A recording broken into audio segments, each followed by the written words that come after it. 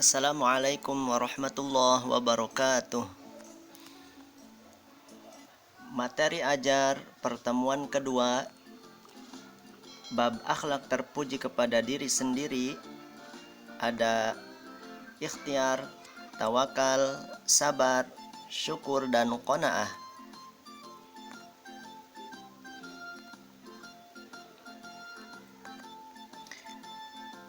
Mengawali pembelajaran, marilah kita berdoa. Allahumma inni as'aluka ilman nafi'an wa rizqan tayyiban wa amalan mutaqabbalan. Ya Allah, sesungguhnya aku memohon kepadamu ilmu yang bermanfaat, rezeki yang baik, dan amalan yang diterima. Amin. Anak-anakku sekalian, tujuan pembelajaran pertemuan kedua yang pertama, setelah berdiskusi dan menggali informasi melalui video dan gambar, peserta didik dapat mengidentifikasi contoh akhlak terpuji ikhtiar, tawakal, sabar, syukur, dan qanaah dengan tepat. Kedua, setelah berdiskusi dan menggali informasi melalui video dan gambar, peserta didik dapat menjelaskan dampak positif ikhtiar, tawakal, sabar, syukur, dan qanaah dengan benar. Nah, anak-anakku sekalian, ini ada kisah pedagang yang melihat burung. Silahkan diskusikan dan gali informasi dari video tersebut dan lengkapi dari sumber-sumber yang lain. Selanjutnya, di sini ada contoh ikhtiar. Pak Budi memilih profesinya sebagai petani. Ia selalu pergi ke sawah untuk mengurus ladangnya. Ia bekerja sangat rajin dan ulet. Ia lakukan untuk menafkahi keluarganya. Dampak positif ikhtiar: pertama, menghilangkan rasa malas, murung, dan keluh kesah. Kedua, menumbuhkan harapan baru dalam hidup. Ketiga, adanya kepuasan batin. Keempat, terhormat dalam pandangan Allah dan sesama manusia. Kemudian ada contoh tawakal. Pertama, Ayu seorang santri setelah belajar dengan sungguh-sungguh, ia menyerahkan hasil belajarnya kepada Allah supaya mendapatkan ilmu yang bermanfaat. Kedua, setiba di tempat parkiran, Ahmad memarkirkan motornya, lalu ia kunci motornya agar aman.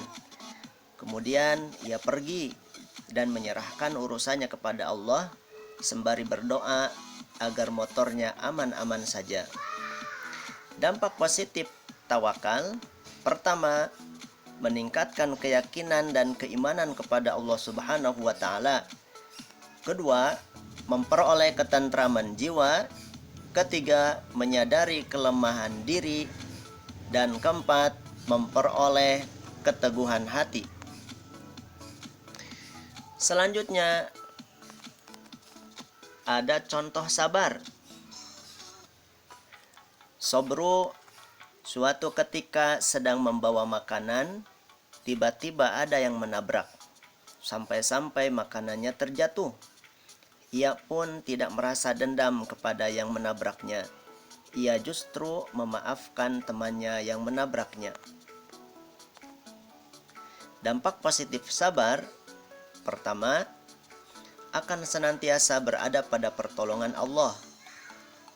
Kedua, mengalahkan tipu daya setan. Ketiga, memiliki hati yang tenang dan stabil emosinya.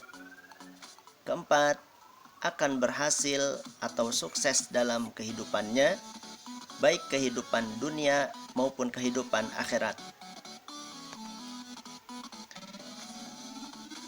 Baiklah, selanjutnya ada contoh syukur. Pak Syakur senantiasa melaksanakan sholat malam sebagai bentuk rasa berterima kasih kepada Allah atas segala karunia nikmat yang telah Allah berikan kepadanya dan kepada keluarganya. Ia juga senang berbagi dengan tetangganya. Dampak positif syukur: pertama, mendapat jaminan tambahan nikmat dari Allah Subhanahu wa Ta'ala. Kedua, mendapatkan ridho Allah Subhanahu wa Ta'ala.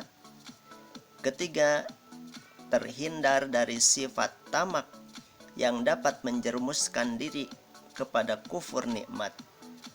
Keempat, memperoleh kepuasan batin karena dapat mentaati salah satu kewajiban hamba terhadap kholiknya.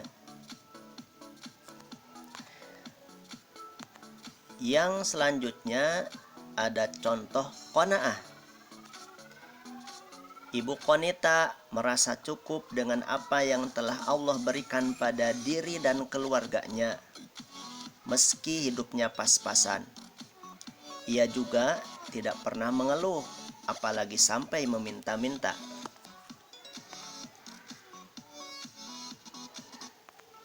Dampak positif qanaah: pertama, jiwa dan pikiran lebih tenang karena terbebas dari rasa iri dan dengki.